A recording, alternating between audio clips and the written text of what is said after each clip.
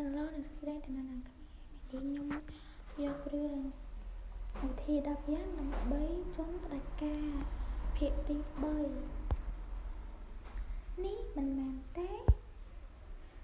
ខ្ញុំគិតថាអ្នកនាងចូលចិត្តអ្វីមួយដែលមាន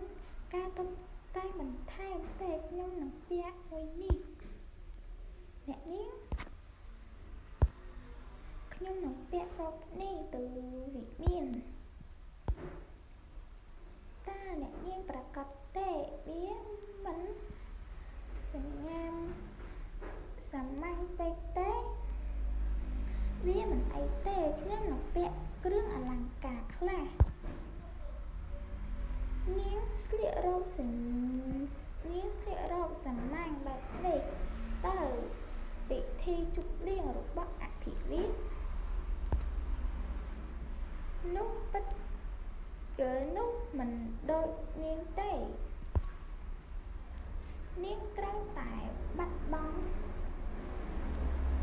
សន្តិខ្ញុំអាចលើហើយនោះជាអ្វីដែលខ្ញុំបងទុកអាយ៉ាខ្ញុំក៏មិនបានត្រូវការមកសម្លៀកបំពាក់ដើម្បីមើលទៅស្អាតដែរនិយាយតាមត្រង់ខ្ញុំមិនបានគិតថាពណ៌ផ្លែប៉េះសមនឹងខ្ញុំយ៉ាងនេះទេ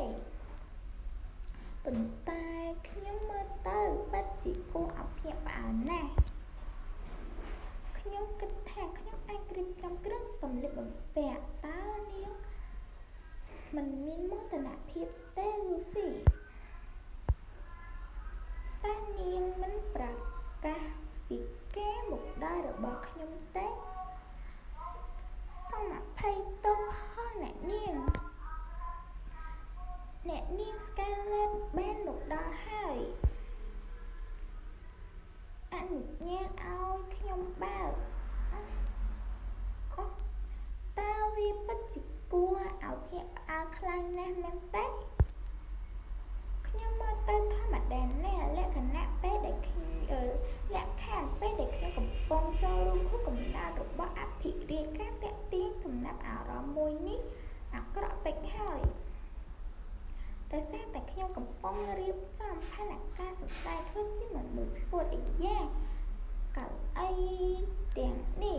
ត្រូវតែមានតម្លៃថ្លៃអង្គុយស្រួលគូតណាស់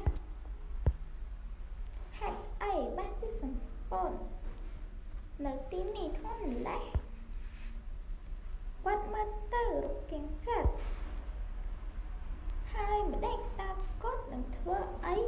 អុកញ៉ាចាត់ទុកខ្ញុំដូចជាសម្រាមហើយប្រពន្ធរបស់គាត់កំពុងព្យាយាម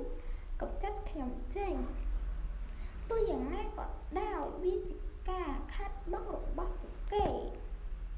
ខ្ញុំគ្រាន់តែមិនអើពើជាមួយនឹងពួកគេទៅណែតើនាងមិនស្រួលខ្លួនមែនទេតាមសារអាមែនគឺជាបងប្រុសរបស់ Scarlett គេគឺជាមនុស្សតែម្នាក់គត់ដែលបានទៅដល់ជំនួយនៅពេលដែល Scarlett ត្រូវបានកាត់ទោសប្រហារជីវិតនៅក្នុងសាច់រឿងដើមគាត់ក៏ជាមនុស្សដំបូងដែលបានរកឃើញនឹងជួយសង្គ្រោះខ្ញុំគឺនៅពេលដែល Scarlett បានសម្លាប់ខ្ញុំបានចូលទៅរាងកាយរបស់នាងវាឈឺនំជាដៃរបស់ខ្ញុំប៉ុន្តែយើងត្រូវរងចាំមើលពេលនេះស្ថានភាពរបស់នាងមិនធ្ងន់ធ្ងរទេអ្នកណានាងមិនដេចក៏អាចធ្វើសម្រាប់សិនទៅគាត់គ្រាន់តែមើលមកខ្ញុំដោយចំអកហើយបញ្ចេញនូវអារម្មណ៍សោកសៅខ្លះមុនពេលគាត់ចាក់ចែងខ្ញុំគិតថាគាត់មានការព្រួយបារម្ភចំពោះខ្ញុំនៅក្នុងការចងចាំរបស់ Scarlett តាសាបានមើលថែនាងបានយ៉ាងល្អខ្ញុំ ខ្ញុំគិតថាខ្ញុំក៏គួរធ្វើល្អចំពោះគាត់ដែរហេតុអ្វីបានជានាងមើលមកខ្ញុំបែបនោះវាធ្វើឲ្យខ្ញុំភ័យខ្លាចតើបងប្រុសកំពុងនិយាយអំពីអ្វី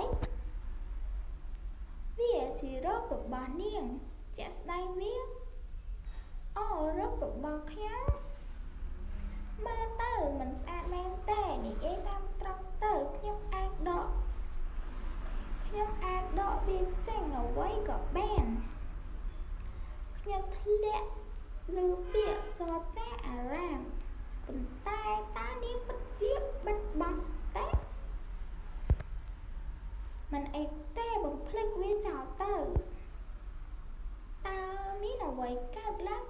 ជាមួយគាត់ថ្មីនេះគាត់ធ្វើសកម្មភាពប្រុងប្រយ័ត្នជុំវិញខ្ញុំមិនចាំអ្វីដែលគាត់និយាយជាមួយខ្ញុំនោះទេ Scarlett អាម៉ាតើឯងពិតជាបាត់បង់សតិរបស់ឯងយ៉ាងណាស់អុកញ៉ាអាណាខ្ញុំមិនចង់ឲ្យឯងបោះជំហានចេញពីរទេះនេះទេឯងគួរតែទៅដល់និងត្រឡប់មកវិញនៅពេលតែមួយចាខ្ញុំបានរង់ចាំពេលវេលានេះ